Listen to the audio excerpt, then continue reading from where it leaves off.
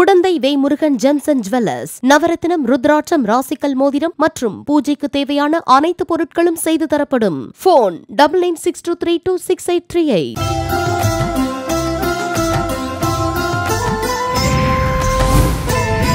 திருமுருக கிருபானந்த வாரியார் சுவாமிகள்.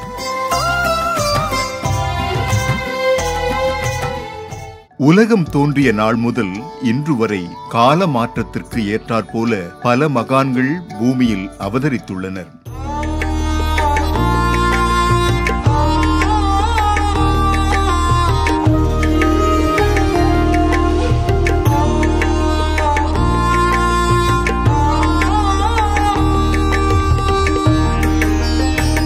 அந்த காலகட்டத்தில் என்னென்ன பிரச்சனைகள் வருமோ அதற்கு தகுந்தாற் போல அவதார புருஷர்களும் பூமியில் ஜனித்து வந்துள்ளதை காணலாம்.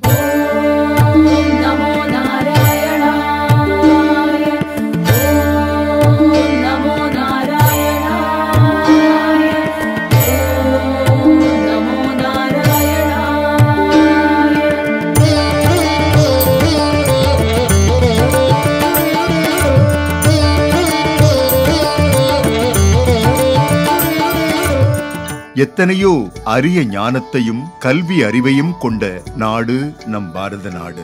ஆதி காலத்தில் வாழ்ந்தவர்களின் அறிவையும் திறமையையும் அவர்கள் கட்டி வைத்த ஆலயங்களில் காணலாம். தஞ்சை பெரிய கோயில், மதுரை மீனாட்சி அம்மன் கோயில், திருச்சி ஸ்ரீரங்கநாதர் கோயில், காஞ்சி கைலாசநாதர் கோயில், தாராசுரம் ஐராவதேஸ்வரர் கோயில் மற்றும் மகாபலிபுரம் சிற்ப கலை களஞ்சியத்தையெல்லாம் இங்கு வந்து பார்த்து ஆய்வு செய்த வெளிநாட்டவர் இது எப்படி கட்ட முடிந்தது, சாத்தியமே இல்லையே என்று பிரமித்து வியந்து போய் இவற்றையெல்லாம் புகைப்படம் எடுத்து தமிழகம் சென்ற அனுபவம் என்ற தலைப்பில் சமூக வலைத்தளங்களில் பதிவிட்டு அதிசயமாக கொண்டாடுகின்றனர்.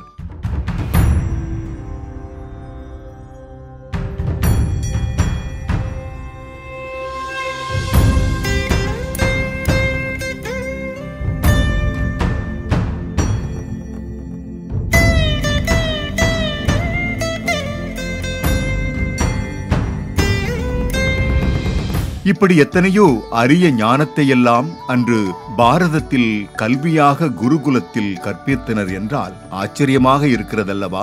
ஆம் நேயர்களே, அன்று கல்வி என்பது மனதை பலப்படுத்தி ஆத்ம ஞானத்தை போதித்து அவரவர் திறமைக்கு ஏற்றாற்போல கற்பிக்கப்பட்டது. ஆனால் இன்று என்ன படிப்பு படித்தால் அதிக பணம் சம்பாதிக்கலாம் என்றே கற்பிக்கப்படுகிறது.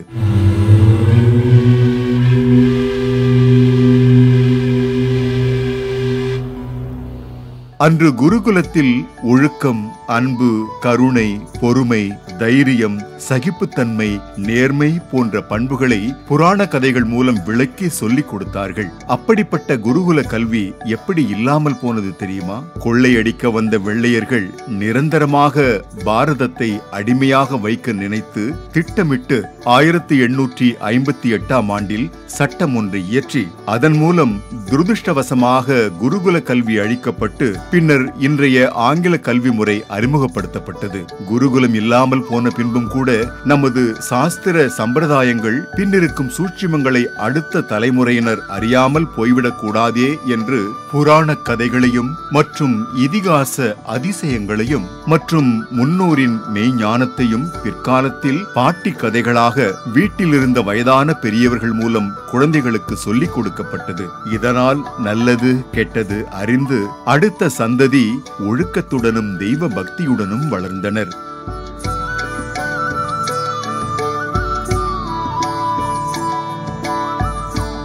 ஆனால் கால மாற்றத்தால் கூட்டு குடும்பமும் அழிந்து பாட்டி கதைகளும் காணாமல் போனது. சரி, இனி யார் மூலம் நன்மை தீமைகள் குழந்தைகள் அறிந்திட முடியும் என்று நினைக்கும் போது உருவானதுதான் ஆன்மீக சொற்பொழிவு.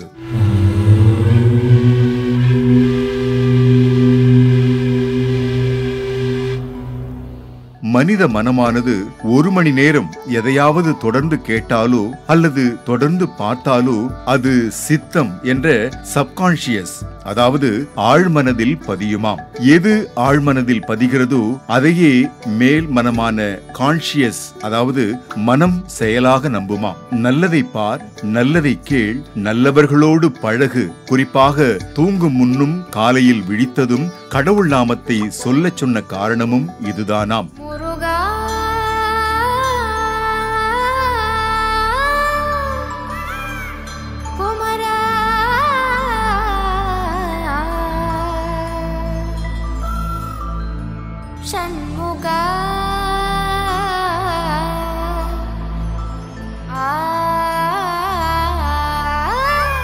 எப்பொழுதும் உலகில் பிரச்சனைகள் உருவாகும் முன் இறைவன் முதலில் அதற்குரிய தீர்வையே படைத்திடுவாராம். அப்படி குருகுல கல்வி அழிந்த பின் பாட்டி கதைகள் வந்தது.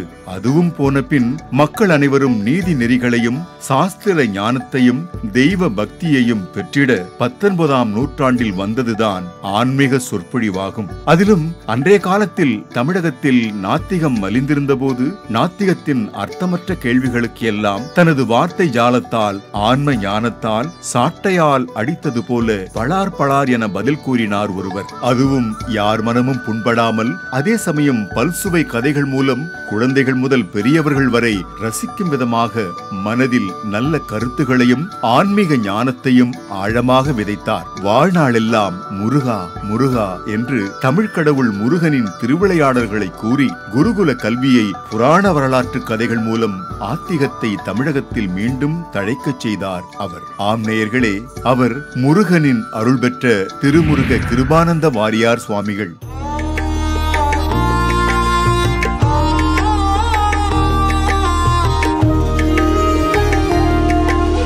இந்த மகா ஞானியின் திரு அவதார வரலாற்றை பார்க்கும் முன் மனதின் சக்தியையும் விதியின் ரகசியத்தையும் முதலில் காணலாம். மனம் என்னும் மாயாவி. மனித மனம் என்பது மகா சக்தி படைத்தது. ஆனால் அந்த மனதில் எதை பதிய வைக்கிறோமோ அதுவே விதி ஆகும் என்கிறார்கள். பொதுவாக மனித மனத்தை விஞ்ஞானம் 3 விதமாக பிரிக்கிறது. அது சப்கான்ஷியஸ் மைண்ட் என்ற ஆழ்மனம், அதாவது சித்தம். அடுத்து கான்ஷியஸ் மைண்ட் என்ற மேல்மனம். மூன்றாவதாக சூப்பர் கான்ஷியஸ் மைண்ட். இது தெய்வ மனம் அல்லது விழிப்பு நிலையில் செயல்படும் யோகியர் மனம் ஆகும்.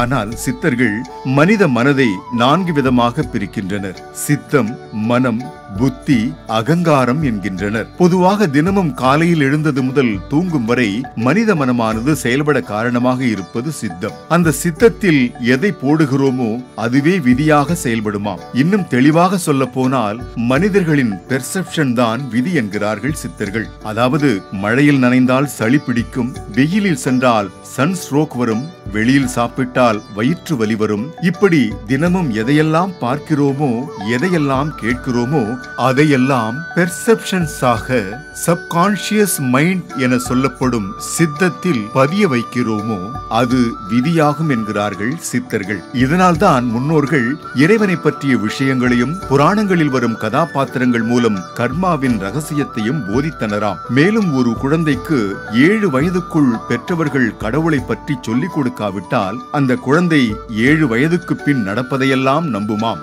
நாமோ அப்பொழுது வீடியோ கேம்ஸ் ஆடுவதற்கும் A for apple, B for ball தான் சொல்லிக் கொடுத்திருப்போம். அந்நிலையில் அந்த குழந்தை தன்னை சுற்றி என்ன நடக்கிறதோ, சிறு வயது முதல் எதை பார்க்கிறதோ அதையே உண்மை என்று நம்புமாம். பின்னர் அதுவே விதியாகும் என்கிறார்கள்.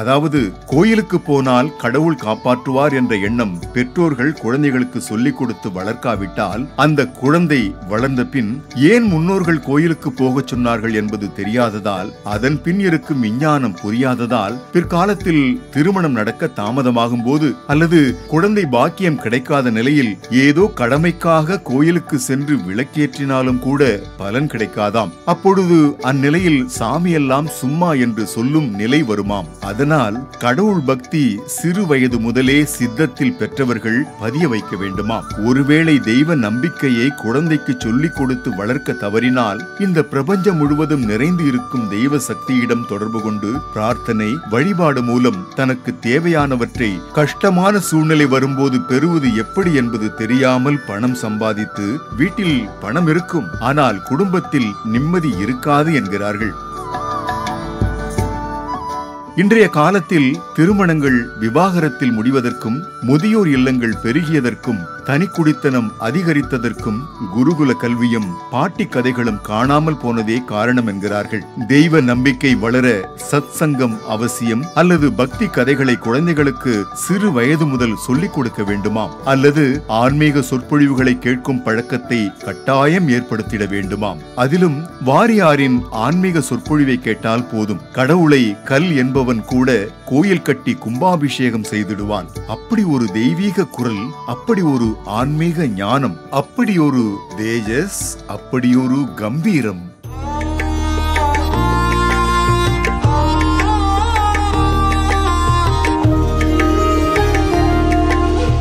இருபதாம் நூற்றாண்டில் கடவுள் இல்லை என்ற வாதம் வலுத்தபோது மிக அழகாக கடவுள் இருக்கிறார், நான் உணர்ந்துள்ளேன், உனக்கும் உணர்த்துகிறேன் என்று கடவுள் நம்பிக்கையை தமிழகம் முழுவதும் பரப்பி என்னப்பன் முருகா முருகா என்று உருகி உருகி பாமர மக்களை எல்லாம் முருக பக்தர்களாக மாற்றினார். ஆறுமுகம் ஆறுமுகம் என்று உன்னை தேடி வர வந்த வினை ஓடிவிடும் கந்தவேலே, எங்களுக்கு காவலாக நீ இருக்கும் போதினிலே வாழ்வில் குறை ஏதுமில்லை கந்தவேலே, வாழ்வில் குறை ஏதுமில்லை கந்தவேலே. ஒரு சிலரை பார்த்தாலே போதும், கஷ்டமெல்லாம் பறந்தோடும், மனம் நம்மையும் அறியாமல் ஆனந்தமாகும். அப்படி ஒருவர்தான் வாரியார் சுவாமிகள். அழகான தமிழ் மொழியில் ஆழமான கருத்துக்களை அன்பு கலந்து தருவார். என்ன பேசினாலும் அதில் அர்த்தம் இருக்கும். தமிழ் மொழியில் ஜாலம் செய்வார். அவரை தர்க்க ரீதியில் ஒருவராலும் வெல்ல முடியாது. பழுத்த சாஸ்திர அறிவும் சரித்திர புராண இதிகாச வரலாற்று ஞானமும் கொண்டவர். நெற்றியில் விபூதியும் கழுத்தில் ருத்ராட்ச மாலையும் அணிந்தபடி அவர் பேசும் பேச்சையும் அந்த சிரிப்பையும் பார்த்தால் போதும், எத்தனை கவலை இருந்தால் என்ன, என்ன பிரச்சனை இருந்தால் என்ன, அத்தனையும் காணாமல் போகும். அவர் வாயால் முருகா என்ற வார்த்தையை கேட்பதற்காக 20ஆம் நூற்றாண்டில் கோடான கோடி தமிழர்கள் உலகம் முழுவதும் தவம் கிடந்தனர். அவரின் ஆன்மீகமும் தெய்வ பக்தியும் மட்டுமே பலரின் வாழ்வில் கடவுளை வழிபடச் செய்தது எனலாம். மேலும் பல நாத்திகர்களின் சந்தேகங்களை எல்லாம் பொறுமையாக போக்கி முருகனை நம்பினால் வாழ்வில் என்னவெல்லாம் அதிசயம் நடக்கும் என்பதை எடுத்து கூறி கடவுள் இல்லை என்றவர்களையும் முழு நேர ஆத்திகவாதிகளாக மாற்றியவர் வாரியார் சுவாமிகள் என்றால் மிக இல்லை. அப்படிப்பட்ட ஒரு அற்புதமான மனிதர் மகானான வரலாற்றை இனி காணலாம்.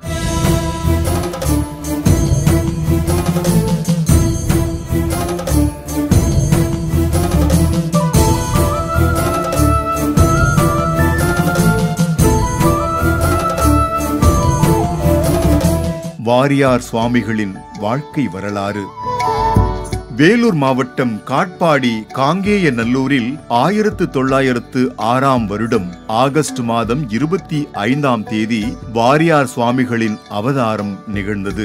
மல்லையதாசருக்கும் மாது ஸ்ரீ கனகவல்லி அம்மையாருக்கும் பிறந்த இவரின் இயற்பெயர் கிருபானந்த வாரி. பிறந்த போதே அப்படி ஒரு ஞாபக சக்தி, மிகப்பெரிய பாக்களையும் இதிகாச புராண வரலாற்றையும் அப்படியே மனப்பாடமாக சொல்லும் திறன் கொண்டிருந்தார். தேவாரம், திருவாசகம், திருப்புகழ், கந்தர் அலங்காரம், கந்தர் அனுபூதி மற்றும் பல பாடல்களையும் வெண்பாக்களையும் குழந்தையிலேயே தன் தந்தையிடம் கற்று அதை அப்படியே பொருளோடு விளக்கும் திறமையை பெற்று இருந்தார். இளம் வயது முதலே முருகன் மீது அப்படி ஒரு அன்பு வாரியாருக்கு.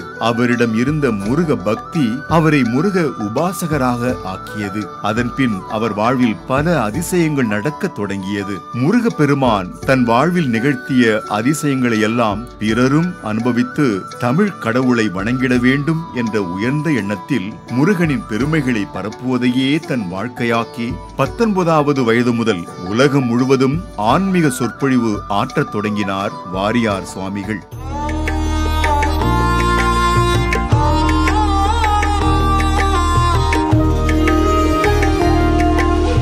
வேலை வணங்குவதே வேலை. உலகில் எங்கெங்கு முருகன் கோவில் இருக்கிறதோ அங்கெல்லாம் சென்று முருகனை வழிபட்டார் வாரியார் சுவாமிகள். ஆனாலும் வயலூர் முருகன் மீது அவருக்கு தனி அபிமானம் உண்டு. வாரியார் தனது சொற்பொழிவை தொடங்கும் போதெல்லாம் வயலூர் எம்பெருமான் என்று கூறித்தான் சொற்பொழிவை தொடங்குவார். வாரியார் சுவாமிகள் பக்தியை பரப்ப வாழ்நாளெல்லாம் அரும்பாடுபட்டார். சாதாரணமாக ரசிகர்கள் கையெழுத்து கேட்டால் கூட கையெழுத்துடன் இறை தேடுவதோடு இறையையும் தேடு என்று எழுதி கையெழுத்து போடுவார். அவரை பொறுத்தவரை முதலில் ஒரு மனிதனுக்கு மிக அவசியமானது இறை நம்பிக்கை. அதுவே பெரிய சொத்து என்பார். வேலை வணங்குவதே வேலை என்பார். நம்பிக்கையை வளர்த்து பயத்தை போக்குவார்.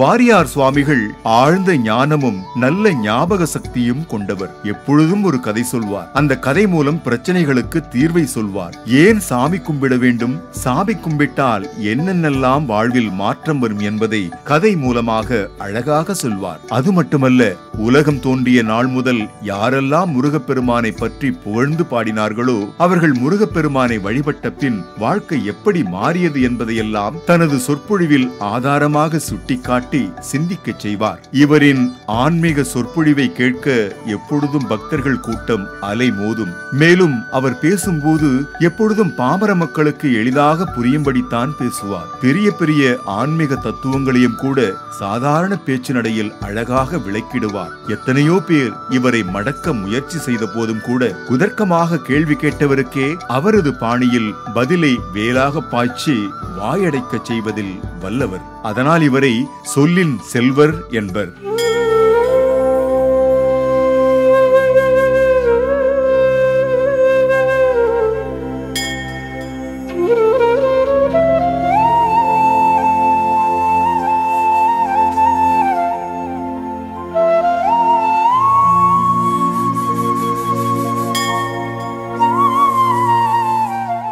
வாரி தந்த வள்ளல் வாரியார்.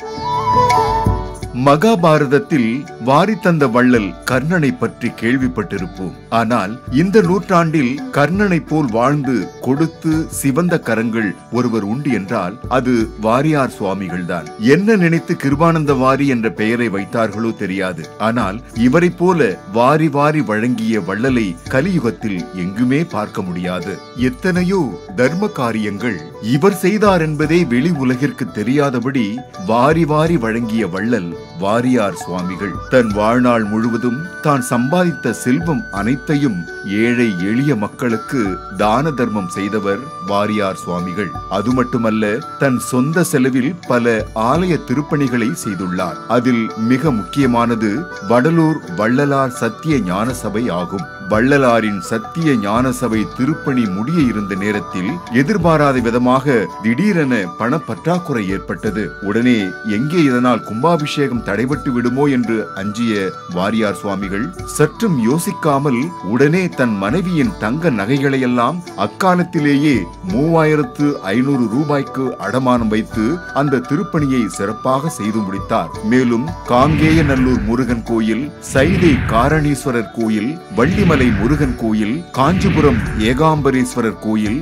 வயலூர் முருகன் கோயில், திருநெல்வேலி நெல்லையப்பர் கோயில், திருச்சி சமயபுரம் மாரியம்மன் கோயில், காங்கேயநல்லூர் பெருமாள் கோயில் என இன்னும் பல ஆலய குளங்கள், மதில் சுவர் மண்டபம் என பல திருப்பணிகளை தன் சொந்த செலவில் செய்து முடித்துள்ளார்.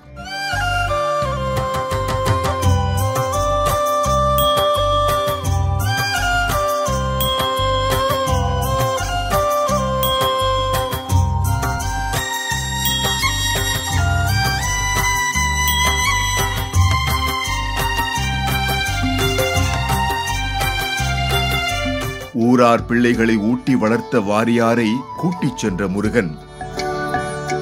வாரியார் சுவாமிகளுக்கு குழந்தைகள் என்றால் கொள்ளை பிரியம். அவர் பிரசங்கம் செய்யும் போதெல்லாம் முதல் வரிசையில் குழந்தைகளை அமர வைக்க தவற மாட்டார். நாளைய சமுதாயம் உயர வேண்டுமானால் இன்றைய குழந்தைகள் நல்லொழுக்கத்துடனும் தெய்வ பக்தியுடனும் வளர வேண்டும் என்பது அவரின் எண்ணமாகும். ஊரார் பிள்ளைகளையெல்லாம் தன் சொந்த பிள்ளையாகவே கருதி வாழ்ந்த வள்ளலுக்கு குழந்தை பாக்கியம் மட்டும் இறுதி வரை கிட்டவில்லை. அதற்காக என்றும் அவர் வருந்தியதும் இல்லை. முருகனையே தன் தந்தையாகவும் தாயாகவும் சேயாகவும் நினைத்து வாழ்ந்து வந்தார். அதனால்தான் என்னவோ யமனால் கூட சுவாமிகளை கடைசி வரை நெருங்க முடியவில்லை. ஆம் நேயர்களே, 19/10/93 அன்று சொற்பொழிவாற்ற லண்டன் சென்றுவிட்டு திரும்பும் வழியில் விமானத்தில் திருப்பதி தாண்டி வரும்போது ஜன்னல் வழியே பார்த்தபடி அடுத்தது திருத்தணியா என்று கேட்டவர்தான். சில நொடிகளில் எல்லாம் முருகா முருகா என்றபடி தன் மூச்சை நிறுத்திக் கொண்டார். வேலை வணங்குவதே என் வேலை என்றவர் வந்த வேலை முடிந்ததென முருகனோடு கலந்தார். இவர் செய்த புண்ணியத்தால் யமனும் கூட சுவாமிகளை நெருங்க பயந்தார். அதனால்தான் திருத்தணி ஆண்டவர் வள்ளி தாயோடு மயில் மீது வந்து தன் மகனை வானோடு அழைத்து சென்றார் போலும். உருவாய் அருவாய் உளதாய் இலதாய் மறுவாய் மலராய் மணியாய் ஒளியாய் கருவாய் உயிராய் கதியாய் விதியாய் குருவாய் வருவாய் அருள்வாய் குகனே என்று அவர் நினைத்தது போலவே தன் அப்பன் முருகனோடு கலந்தார். மண்ணில் அவதரித்த மகானுக்கு விண்ணில் முக்தி நிகழ்ந்த அதிசயத்தை கண்டு உலகமே வியந்தது. மறுநாள் அகிலமே கூடியது. ஒரு பக்கம் முருகனடியார்கள் என்றால் மறுபக்கம் அரசியல்வாதிகள், திரையுலக பிரபலங்கள், தொழில் அதிபர்கள், முக்கிய பிரமுகர்கள், பாமர மக்கள் என நாடே கண்ணீர் சிந்தியது. விண்ணோடு கலந்த வாரியார் சுவாமிகளுக்கு அவர் பிறந்த ஊரான காங்கேய நல்லூரில் அவர் வழிபட்ட முருகன் கோயில் அருகேயே அடக்கம் செய்யப்பட்டு சமாதி ஆலயம் எழுப்பப்பட்டது. அற்புதமான அந்த ஆலயத்தை இனி காணலாம். வாருங்கள், காங்கேய நல்லூர் செல்வோம்.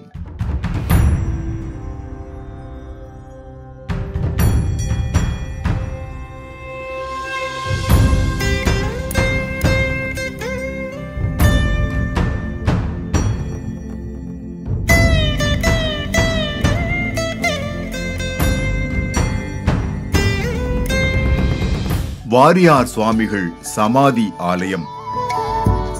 வேலூர் மாவட்டம் காங்கேய நல்லூரில் வாரியார் சுவாமிகளின் ஆலயம் பிரம்மாண்டமாக கட்டப்பட்டு இருக்கிறது. அமைதியான இடத்தில் ஊர் நடுவே அழகாக அமையப்பெற்று இருக்கிறது இந்த ஆலயம். உள்ளே சென்றால் அப்படி ஒரு தெய்வீக உணர்வு ஏற்படுகிறது. கர்ப்ப கிரகத்தில் சிரித்த முகத்துடன் வாரியார் சுவாமிகளின் திருவுருவத்தை பார்க்கும்போது மிகவும் சந்தோஷமாக இருந்தது. நாங்கள் சென்றபோது பூஜை நடந்து கொண்டிருந்தது. மூலவருடன் உற்சவரையும் தரிசிக்கும் பாக்கியம் எங்களுக்கு கிடைத்தது. அவரின் சமாதி அருகே சிறிது நேரம் அமர்ந்திருந்தோம். மனம் அப்படியே அசை போட்டது. எத்தனை பெரிய பயணம்! எந்த ஒரு எதிர்பார்ப்பும் இல்லாமல் முருகனை மட்டுமே நினைத்து உருகி உருகி உலகில் நல்லது மட்டுமே செய்யக்கூடிய இப்படி ஒரு வள்ளலை மீண்டும் இனி எங்கு காண முடியும்? உலகில் எத்தனையோ பேர் கடவுளை வழிபட்டு இறை அனுபூதியை அறிந்திருக்கலாம். ஆனால் முருகப்பெருமானுடன் தான் கொண்டிருந்த அந்த அன்பை, அந்த தெய்வீக உணர்வை, அவரின் அருமை பெருமைகளை எல்லாம் உலகம் முழுக்க சென்று சொற்பொழிவாக ஆற்றிய இவரை போல இனி ஒருவரை பார்க்க முடியுமா? அவர் செய்த தர்மங்கள் தான் எத்தனை! அதையும் பட்டியலிட முடியுமோ?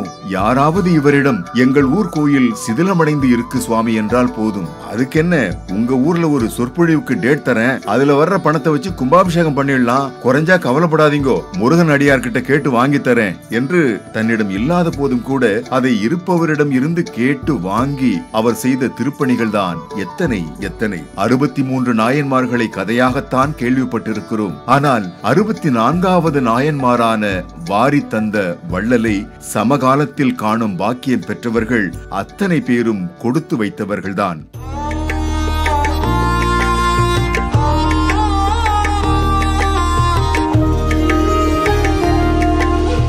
குருகுலத்தில் கற்க முடியாத தத்துவங்களை, பாட்டி கதைகள் சொல்லாத புத்திமதிகளை முருகன் அருளால் மிக எளிமையாக அழகிய தமிழில் விளக்கிய வாரியார் சுவாமிகள் மறைந்த போதும் முருகனடியார்கள் மனங்களில் காலம் உள்ளவரை என்றும் வாழ்வார் என்பது உறுதி.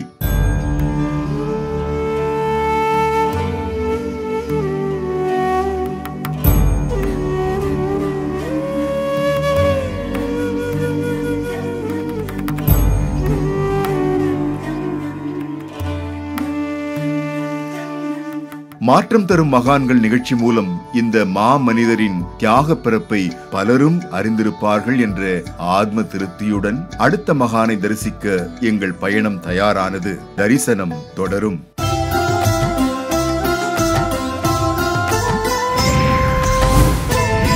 திருமுருக கிருபானந்த வாரியார் சுவாமிகள். குடந்தை வேமுருகன் ஜெம்ஸ் அண்ட் ஜுவல்லர்ஸ் நவரத்தினம் ருத்ராட்சம் ராசிக்கல் மோதிரம் மற்றும் பூஜைக்கு தேவையான அனைத்து பொருட்களும் செய்து தரப்படும். போன் 9962326838.